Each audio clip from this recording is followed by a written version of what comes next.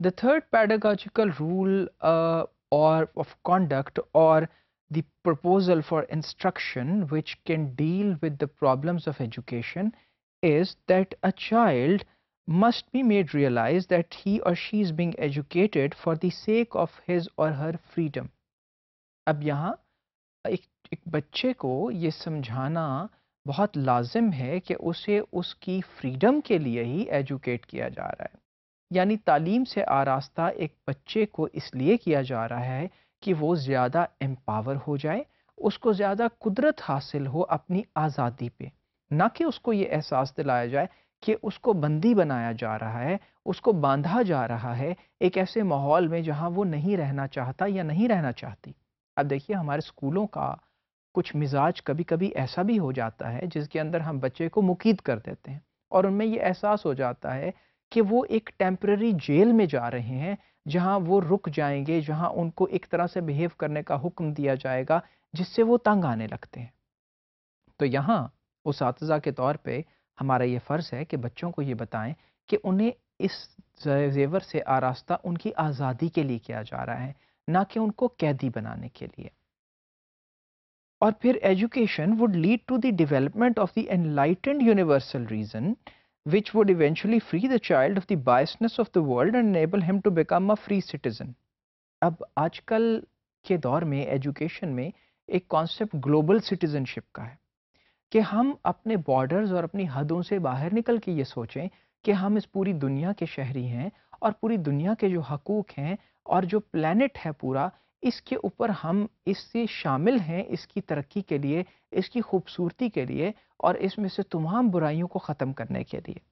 یہ کانسیپٹ یہ ہے کہ ایجوکیشن میں آپ بچوں کو یہ بتائیے، ان کو یہ سمجھائیں کہ آپ کو ایک یونیورسل ریزن کے لیے ہم انلائٹمنٹ کے لیے ایجوکیٹ کر رہے ہیں، جس سے آپ کا ذہن منور ہوگا، جس سے آپ کے خیالات روشن ہوں گے، اور آپ اس پوری دنیا کے سٹیزن بنیں گے. اور جو لوکل باعث ہیں، یعنی آپ چھوٹی چھوٹی باتوں سے جہاں ریلیٹ کرتے ہیں اور اپنے آپ کو ایک طرف مرکوز کر لیتے ہیں، ایک طرف آپ ہو جاتے ہیں کسی ایک سائڈ پہ، اس سے باہر نکلیں.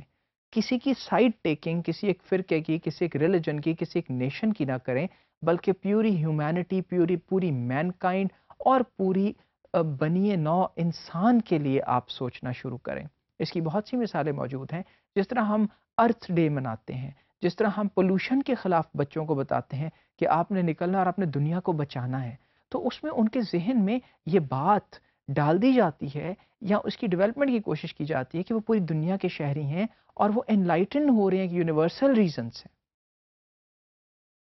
Education would also allow the child to become self-sufficient in more than just one way.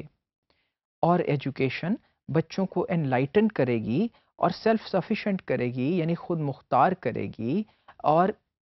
ایک سے زیادہ حصوں میں. نمبر ایک تو اکنامک فریڈم، یعنی ان کی معاشی آزادی، اور دوسرا فلوسافیکل فریڈم، یعنی سوچ کی آزادی. یہ دونوں چیزیں آپ کو ایجوکیشن سے ملتی ہیں.